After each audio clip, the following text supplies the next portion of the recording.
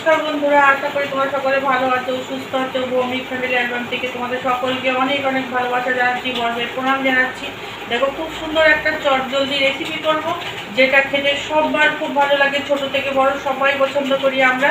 তা এই রেসিপিটা মানে ভালো, মানে ভাতের সাথে ডাল দিয়ে বলো, খিচুড়ি বলো, সন্ধ্যাবেলা মুড়ির সাথে, চায়ের সাথে খেতে দারুণ লাগবে। তা সেটা করতে কি লাগবে দেখো, এখানে আম নিয়েছি, এখানে কাঁচা আম নিয়েছি 3 পিস। তা এই কাঁচা আম দিয়ে খুব সুন্দর একটা রেসিপি করব। তা প্রথমে এই আমগুলো ধুয়ে পরিষ্কার করে নিয়েছি। আর তোমরা তো জানোই, বলেছি আমার কাছে এবার আম হয়নি, সব কেনা। তা এই আমটা প্রথমে খোসাটা আমি ছাড়িয়ে নিই, তারপরে আবার তোমাদের দেখাচ্ছি। হ্যাঁ, ঠিক আছে। দেখো বন্ধুরা, খোসা ছাড়িয়ে দিয়েছি আমগুলো। এবার আমি একটু গ্রেট করে নেব। এখানে দেখো ছোট ছিদ্র, বড় ছিদ্র। তা এই যে বড় ছিদ্রটা দিয়ে, আম তো একটু নরম হয়, তাই এই যে বড় ছিদ্রটা দিয়ে একটুখানি গ্রেট করে নেবো। তোমাদের আমি একটুখানি নামিয়ে নিই, তাহলে আমার একটু সুবিধা হবে করতে। এইভাবে করবো,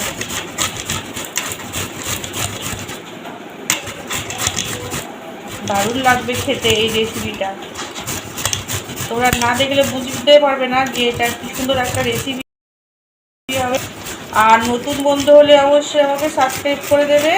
আর যারা আমার ভিডিও দেখবে, যারা লাইক দিতে ভুলো না, লাইক দিয়ে তোমরা শুরু করো। আমিও তোমাদের সবার ভিডিও লাইক দিয়ে দেখি। এইভাবে তোমরা আমার পাশে থেকো। আসলে তোমরা এত সুন্দর সুন্দর কমেন্ট করো। দেখো, তোমরা গ্রেড করা হয়ে গেল আমার। তা যে কথা বলছিলাম, যে তোমরা এত সুন্দর সুন্দর কমেন্ট করো, আমার করতে ভীষণ ভালো লাগে।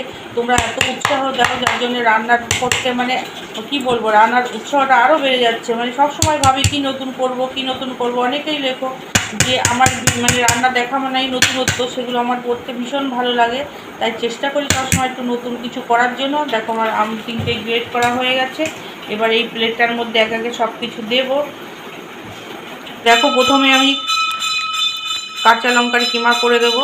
আর এখন গরমের সময় দেখো, এখানে কুলপি যাচ্ছে, আমাদের এখানে প্রতিদিনই আসে 2বার করে। তাই এইভাবে একটুখানি এটা ঝাল ঝাল হবে, তাহলে বেশি ভালো লাগবে খেতে। তা এখানে 4টে কাঁচা লঙ্কা এরকম করে কিমা করে দেবো। ওখানে লঙ্কা দেওয়া হয়ে গেছে, এখানে সামান্য একটুখানি ধনে গুঁড়ো দিলাম, জিরে গুঁড়ো, গোলমরিচ গুঁড়ো। সব কিছু আমার বাড়িতে কিন্তু তৈরি করা, শুকনো খোলায় এটা ভেজে নিয়ে তারপরে এটাকে গুঁড়ো করা। এবার দেবো এখানে একটুখানি গরম মশলার গুঁড়ো করছি। এখানে চাট মশলা বা আমচুর পাউডারের কোনো প্রয়োজন নেই। এখন তোমরা দেখো, এটা ম্যাগি মশলা নিয়েছি, ম্যাগি মশলাটা দিয়ে দেবো।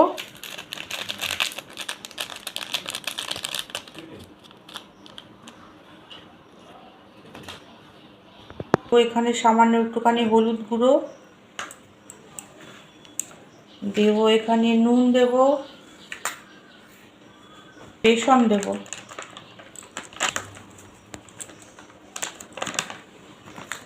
এবার ভালো করে মেখে নেব। এবার তোমরা বুঝতেই পেরেছো যে এখানে একটু অন্যরকম খাবার হচ্ছে। এটা তেলে ভাজা হবে, এটা আমের পকোড়া হবে, কিন্তু কাঁচা আম দিয়ে করবো, কিন্তু এটা একটুও টক হবে না। কেন হবে না সেটা দেখো তোমরা পুরো ভিডিওটা, তাহলে আমি তোমাদের সবশেষে আমি এটা হয়ে যাক, তারপরে তোমাদের আমি বলবো। এটা সারপ্রাইজ রইল যে আমি কাঁচা আমের পকোড়া করব, তবুও টক লাগবে না কেন। একটুখানি দেখো চিনি নিয়েছি, চিনি দিলাম। দেখো, দারুণ লাগছে কিন্তু।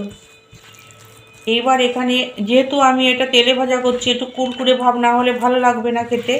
আর এই যে তেলে ভাজাটা একটু একটু বেশ অনেকক্ষণ ধরে থাকবে, বেসনটা দিয়েছি, এটা একটা আঁটো ভাব হবে। সেই জন্য আমরা যদি সঙ্গে সঙ্গে খাই, বেসনটা ঠিক আছে। তার জন্য এখানে দেখো বিস্কুটের গুঁড়ো নিয়েছি। এবার এই বিস্কুটের গুঁড়োটা দেবো, তাহলে এটা কুরকুরে হয়ে যাবে। এটা একটু মেখে নিই, যদি লাগে তারপরে আবার দেবো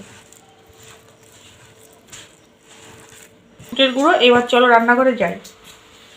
দেখো বন্ধুরা, রান্নাঘরে চলে এসেছি। এখানে কড়াইতে সাদা তেল দিয়ে দিয়েছি, তেলটা আমার গরম হয়ে গেছে। এবার আমি পকোড়াগুলো ভাজবো।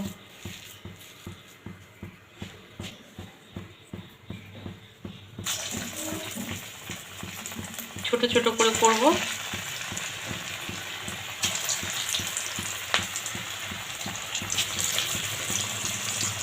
এবার গোল গোল করেও দেওয়া যাবে, কিন্তু একটু এলোমেলো একটু ছড়ানো হলে বেশ ভালো লাগে। পকোড়াগুলো এরকমই হয়, তাই আমি ওইভাবেই দিচ্ছি। কটা ছেড়েছি, গ্যাসটা কিন্তু মিডিয়ামেই দিয়ে রেখেছি। দেখো তোমরা একটু একটু লাল লাল হয়ে এসছে। এইবার আমি গ্যাসটাকে কমিয়ে দেব যাতে ভিতরটা খুব ভালোভাবে হয়ে যায়। দেখো বন্ধুরা পকোড়াগুলো হয়ে গেছে, দেখো কত সুন্দর লাগছে দেখতে। এবার আমি তেলটা ঝরিয়ে তুলে নেব, বাকিগুলো ভেজে নেব।